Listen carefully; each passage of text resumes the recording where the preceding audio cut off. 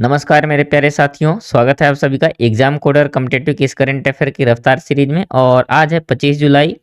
तो आज हम रफ्तार में 25 जुलाई से रिलेटेड जितने भी आपके क्वेश्चन बन सकते हैं करंट अफेयर से और साथ में स्टैटिक जीके को करने वाले हैं। तो देखिए ये है आपकी विजेता स्लाइड, जिसमें जो बच्चे क्या है करेक्ट आंसर को डिस्क्राइब करते हैं तो उनके नाम रिप्रेजेंट करते हैं। और ये है आपका टेलीग्राम चैनल का लिंक, जहाँ से आप पीडीएफ प्राप्त कर सकते हैं। और अब चलते हैं हम सीधा आज के टू द पॉइंट एमसीक्यू पर। तो देखो पहला क्वेश्चन आपका कौन सा है। 20 जुलाई 2026 से आईआरसीटीसी के सीएमडी का अतिरिक्त प्रभार किसे सौंपा गया है। तो देखो किनको सौंपा गया है, आपके राहुल हिमालयन को, ठीक है। और अब थोड़ा सा जान लेते हैं आईआरसीटीसी के बारे में। तो देखो क्या है, इसका फुल फॉर्म क्या है, Indian railway catering and tourism corporation, ठीक है। और इसकी स्थापना कब की गई थी, तो 27 सितंबर 1999 को स्थापना की गई थी। और इसका हेडक्वार्टर का है, मुख्यालय आपका दिल्ली में। और देखो किस मंत्रालय के अंतर्गत काम कर रहा है ये, तो आपके रेलवे मंत्रालय के अंतर्गत, ठीक है। और ये क्या है, तो ये एक पीएसयू यानी कि पब्लिक सेक्टर अंडरटेकिंग है, ठीक है। और देखो काम तो आपको पता ही होगा क्या होता है, ऑनलाइन रेलवे टिकट के बुकिंग का काम हो गया। और रेल नीर का जो आपका निर्माता है तो यही है आपका आईआरसीटीसी। और क्या है, खान पान एवं पर्यटन की सेवाओं का संचालन करता है, ठीक है। आगे चलते हैं और नेक्स्ट देखते हैं। देखो नेक्स्ट है आपका नीति आयोग के नए सीईओ के रूप में किसे नियुक्त किया गया है। तो देखो नीति आयोग ये हमेशा से इंपॉर्टेंट रहा है। तो देखो इसके सीईओ नए अभी चुने गए, कौन, अनुराग जैन। कौन है, अनुराग जैन। अब देखो यहाँ आ रहा है क्या, नीति आयोग। तो थोड़ा सा नीति आयोग के बारे में जान लेते हैं। तो देखो सबसे पहले नीति आयोग का फुल फॉर्म क्या है, तो इसका फुल फॉर्म है national institution for transforming India, है ना। क्या है, national institution for transforming India. अब देखो इसका गठन कब किया गया था, तो 1 जनवरी 2015 को इसका गठन किया गया था। और किसके स्थान पर, तो आपके योजना आयोग के स्थान पर, ठीक है। और देखो किसने इसे बनाया था, तो भारत सरकार के द्वारा, यानी कि क्या है, केंद्रीय मंत्रिमंडल के प्रस्ताव के द्वारा इसका गठन किया गया था। और इसने स्थान लिया था आपके योजना आयोग का, यानी कि प्लानिंग कमीशन का। और देखो मुख्य रूप से ये कहाँ से काम करती है, यानी कि मुख्यालय कहाँ माना जाएगा, तो ये आपके दिल्ली से, ठीक है। और इसकी प्रकृति क्या है, यानी कि किस प्रकृति का है, तो देखो गैर संवैधानिक है और गैर वैधानिक भी है। क्या है, ये कार्यपालिका द्वारा गठित किया गया है, ठीक है। अब देखो नीति आयोग के प्रथम जो अधिकारी थे, थोड़ा सा उनके बारे में जान लेते हैं। तो देखो प्रथम अध्यक्ष कौन थे, तो आपके नरेंद्र मोदी थे, है ना, क्योंकि इन्हीं के टाइम पर क्या है, गठित किया गया था। और प्रथम आपके उपाध्यक्ष कौन थे, तो वो थे आपके डॉक्टर अरविंद पनगड़िया, ठीक है। कौन, अरविंद पनगड़िया। और इसके प्रथम सीईओ कौन थे, तो वो थी आपकी श्रीमती सिंधु श्री खुल्लर जी। कौन, श्रीमती सिंधु श्री खुल्लर जी। और देखो गठन कब किया गया था, तो 1 जनवरी 2015 को। और किसका स्थान लिया था, तो योजना आयोग का, ठीक है। अब देखो वर्तमान के परिदृश्य से थोड़ा देख लेते हैं। तो अभी चेयरपर्सन कौन है, यानी कि मुख्य अध्यक्ष या कौन है, तो ये है आपके प्राइम मिनिस्टर नरेंद्र मोदी। और वाइस चेयरपर्सन कौन है, तो है अशोक कुमार लाहिरी, ठीक है। कौन है, अशोक कुमार लाहिरी। और देखो अभी आप सीईओ पढ़ ही रहे हैं, है ना, कौन है, अनुराग जैन, ठीक है। आगे देखते हैं और देखो इसकी संरचना के बारे में थोड़ा देख लेते हैं। तो अध्यक्ष कौन होते हैं, तो भारत के प्रधानमंत्री रहेंगे। और उपाध्यक्ष तो भारत के प्रधानमंत्री द्वारा नियुक्त किए जाएंगे, ठीक है। और जो पूर्णकालिक सदस्य होते हैं वो किसी न किसी अपने फील्ड के क्या है, विशेषज्ञ यानी कि स्पेशल होते हैं। और जो अंशकालिक सदस्य होते हैं तो विश्वविद्यालय एवं अनुसंधान संस्थानों के क्या है, आपके स्पेशलिस्ट रहेंगे। और जो पदेन सदस्य रहेंगे तो क्या है, केंद्रीय मंत्री रहेंगे, ठीक है। और देखो यहाँ पर सीईओ की बात की जा रही है, तो सीईओ आपके प्रधानमंत्री जी के द्वारा नियुक्त किए जाएंगे। और जो गवर्निंग काउंसिल रहेगी तो उनमें कौन कौन शामिल रहेंगे, तो सभी राज्यों के मुख्यमंत्री एवं विधानमंडल वाले, यानी कि केंद्र शासित प्रदेशों के मुख्यमंत्री और उनके प्रमुख जो होंगे, ठीक है। और केंद्र शासित प्रदेशों के उपराज्यपाल, ठीक है। तो ये आपके गवर्निंग काउंसिल में शामिल रहेंगे। अब देखते हैं यहाँ से नेक्स्ट क्वेश्चन है आपका, वर्ष 2026 का लोकमान्य तिलक राष्ट्रीय पुरस्कार किसे प्रदान किया जाएगा। तो देखो पहली बात तो ये दिया कब जाता है, तो हर वर्ष क्या है, 1 अगस्त को दिया जाता है। और इस बार के लिए दिया जाएगा किनको, आपके अजीत डोभाल को, ठीक है। और थोड़ा सा आप लोकमान्य तिलक पुरस्कार के विषय में देख लेते हैं। तो देखो इसकी स्थापना कब की गई थी, तो 1983 1983 स्थापना की गई थी। और किन की स्मृति में की गई थी, है ना, तो लोकमान्य बाल गंगाधर तिलक जी के स्मृति में किया गया था, ठीक है। और इसे प्रदान करने वाली संस्था कौन सी है, तो वो है आपकी तिलक स्मारक मंदिर ट्रस्ट। कहाँ है, पुणे में, ठीक है। और कब दिया जाता है, तो जैसे कि हम डिस्कस कर चुके हैं, प्रतिवर्ष 1 अगस्त को दिया जाता है। और किस अवसर पर, तो लोकमान्य तिलक जी की पुण्य स्मृति के दिन इसे क्या किया जाता है, दिया जाता है, ठीक है। और देखो इसका उद्देश्य क्या है, तो देखो जिसने राष्ट्र के निर्माण एवं समाज के लिए उत्कृष्ट योगदान दिया हो उसके लिए ये सम्मान प्रदान किया जाता है, ठीक है। और यहाँ से कुछ इंपॉर्टेंट है, तो देखो 2023 में नरेंद्र मोदी जी को मिला था, और 2025 का किसे मिला था, तो आपके नितिन गडकरी जी को। और फिर है आपके अभी 2026 का, तो आप जैसे कि हम अभी डिस्कस कर रहे हैं, किन्हें मिलेगा, अजीत डोभाल को, ठीक है। नेक्स्ट देखते हैं, देखो नेक्स्ट है आपका CSC 4.0 किस कार्यक्रम के अंतर्गत संचालित किया जा रहा है, तो आपके डिजिटल इंडिया। अब देखो डिजिटल इंडिया प्रोग्राम के बारे में थोड़ा सा देख लेते हैं। तो देखो डिजिटल इंडिया प्रोग्राम का शुभारंभ कब किया गया था, तो 1 जुलाई 2015 से। और शुभारंभकर्ता कौन थे, तो आपके प्रधानमंत्री नरेंद्र मोदी जी थे। और देखो मंत्रालय यानी कि किस मंत्रालय के अंतर्गत काम कार्यरत है, तो इलेक्ट्रॉनिक एवं सूचना प्रौद्योगिकी मंत्रालय है ना, यानी कि ministry of electronics and information technology, ठीक है। और मुख्यालय कहाँ, तो आपके दिल्ली में, ठीक है। आगे चलते हैं और नेक्स्ट देखते हैं। देखो नेक्स्ट क्वेश्चन है आपका, मिनी नंदी किसान समृद्धि योजना का मुख्य उद्देश्य क्या है, तो आपका उद्देश्य है वैज्ञानिक, है ना, वैज्ञानिक डेयरी प्रणाली एवं किसानों की आय बढ़ाना। अब देखो इसमें होगा क्या कि डीबीटी के माध्यम से कुछ अनुदान दिया जाएगा, जो कि कितना 11.80 यानी कि 11.80 यानी 11 लाख या लगभग 12 लाख रुपए क्या है, इसमें अनुदान दिया जाएगा किसानों के लिए। और कितने, जो 10 स्वदेशी नस्ल की गायें हैं उनकी डेयरी के लिए, ठीक है। और इस परियोजना की लागत क्या है, तो देखो 23.60 है ना। आगे चलते हैं और नेक्स्ट देखते हैं। देखो नेक्स्ट आपका क्या है, तो महात्मा गांधी की प्रतिमा का अनावरण किस देश में किया गया है, तो आपके राष्ट्रपति द्रौपदी मुर्मू जी के द्वारा किया गया है। कहाँ पर, तो आपके उत्तरी मैसेडोनिया पर, ठीक है। अब देखो थोड़ा सा मैसेडोनिया के बारे में ही देख लेते हैं। तो ये तो उम्मीद है सबको पता होगा, राजधानी क्या है, तो वह सोबजे, ठीक है, सोबजे। और देखो मुद्रा क्या है, तो वह आपकी मैसेडोनियन डेनार, क्या है, मैसेडोनियन डेनार, ठीक है। और भाषा क्या है, तो भाषा आपकी मैसेडोनियन और अल्बानियाई, ठीक है, ये आपकी भाषा है। और ये तो सबको पता होगा, यूरोप महाद्वीप का है, क्षेत्र कौन सा है, बाल्कन।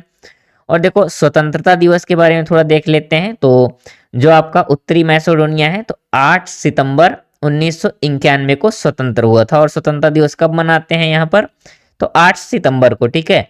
और ये 2020 में नाटो का सदस्य बना है। लेकिन देखो ये EU यानी कि यूरोपियन यूनियन का सदस्य नहीं है, लेकिन उम्मीदवार देश है, ठीक है। और ये है क्या, एक देखो विशेष फैक्ट है, लैंड लॉक कंट्री है, ठीक है। आगे चलते हैं और नेक्स्ट देखते हैं। अब देखो नेक्स्ट है आपका तमिलनाडु का पहला जलवायु प्रतिरोधी यानी कि क्लाइमेट रेजिलिएंट गांव कौन सा घोषित किया गया है, तो वह आपका किललाई, कौन सा, किललाई, ठीक है। नेक्स्ट देखते हैं। देखो नेक्स्ट है आपका विश्व की पहली IVF शिशु कौन थी। अब देखो यहाँ पर ये क्वेश्चन क्यों बन रहा है, विश्व की पहली IVF शिशु कौन थी, तो देखो वो थी आपकी लुइस ब्राउन। कौन थी, लुइस ब्राउन। तो क्या है, हर वर्ष, है ना, यानी कि प्रतिवर्ष 25 जुलाई को क्या मनाया जाता है, आपका विश्व IVF दिवस। क्या है, 25 जुलाई को विश्व IVF दिवस मनाया जाता है। और इसीलिए यहाँ पर ये क्वेश्चन बन रहा है। अब देखो यहाँ पर थोड़ा सा अगर दिवस की बात करते हैं, तो थोड़ा सा जो इंपॉर्टेंट दिवस हैं तो उन्हें थोड़ा सा रिवाइज करते हैं। तो देखो सबसे पहले 1 जुलाई को कौन कौन से मनाए जाते हैं, तो राष्ट्रीय डॉक्टर दिवस हो गया, और राष्ट्रीय चार्टर्ड अकाउंटेंट दिवस हो गया, और फिर है आपका वस्तु एवं सेवा कर दिवस हो गया। इसके बाद देखो 2 जुलाई को क्या मनाया जाता है, तो विश्व खेल पत्रकारिता दिवस। और कौन सा डे है, तो विश्व UFO दिवस, ठीक है। आगे चलते हैं और नेक्स्ट देखते हैं। देखो नेक्स्ट है आपका 3 जुलाई को क्या मनाया जाता है, तो 3 जुलाई को मनाया जाता है अंतरराष्ट्रीय प्लास्टिक बैग मुक्ति दिवस। और 7 जुलाई को क्या है, तो विश्व चॉकलेट दिवस, ठीक है। इसके बाद 11 जुलाई को विश्व जनसंख्या दिवस। फिर है 12 जुलाई को, तो 12 जुलाई को है मलाला दिवस। 15 जुलाई को क्या मनाया जाता है, तो विश्व युवा कौशल दिवस। और इसके बाद है 17 जुलाई, तो अंतरराष्ट्रीय अपराध न्याय दिवस, ठीक है। इसके बाद क्या है आपका, तो 18 जुलाई को क्या है, नेल्सन मंडेला अंतरराष्ट्रीय दिवस हो गया। और इसके बाद देखो क्या है 24 जुलाई, तो 24 जुलाई को क्या मनाया जाता है, अंतरराष्ट्रीय स्वास्थ्य देखभाल दिवस। ठीक है, 25 जुलाई को विश्व आईवीएफ दिवस, और 26 जुलाई को कारगिल विजय दिवस, 27 जुलाई को सीआरपीएफ का स्थापना दिवस, और 28 जुलाई को विश्व हेपेटाइटिस दिवस हो गया। और 28 जुलाई को और कौन सा डे मनाते हैं, तो विश्व प्रकृति संरक्षण दिवस हो गया, और 29 जुलाई को अंतरराष्ट्रीय बाघ दिवस। इसके बाद देखो 30 जुलाई को क्या मनाया जाता है, तो व्यक्तियों के अवैध व्यापार के खिलाफ दिवस। ठीक है, तो ये हमने इंपॉर्टेंट डेज को कवर किया। और अब चलते हैं आपके वन लाइनर पे, है ना, क्योंकि आज के जो वन लाइनर है उन्हें भी कवर करते हैं। तो देखो पहला क्वेश्चन है आपका, विश्व आईबीएफ दिवस प्रतिवर्ष किस तिथि को मनाया जाता है, तो देखो 25 जुलाई को। और सीएससी 4.0 केंद्रों का संचालन किसके द्वारा किया जाता है, तो आपके ग्राम स्तरीय उद्यमी के द्वारा। ठीक है, इसके बाद देखो नेक्स्ट है आपका, नीति आयोग के पहले निवेश अनुकूलता सूचकांक 2026 में कौन सा राज्य प्रथम स्थान पर रहा है, तो आपका गुजरात रहा है। कौन सा, गुजरात। ठीक है, नेक्स्ट है, राष्ट्रपति द्रौपदी मुर्मू ने महात्मा गांधी जी की प्रतिमा का अनावरण किस देश की राजधानी सोबजे में किया है, तो देखो वो आपकी उत्तरी मैसेडोनिया। ठीक है, और ये हम पढ़ चुके हैं उत्तरी मैसेडोनिया में। इसके बाद देखो नेक्स्ट है आपका, तमिलनाडु का पहला जलवायु प्रतिरोधी गांव कौन सा घोषित किया गया है, देखो इंपॉर्टेंट क्वेश्चन है, कौन सा है, किललाई। कौन सा, किललाई गांव। ठीक है, नेक्स्ट देखते हैं।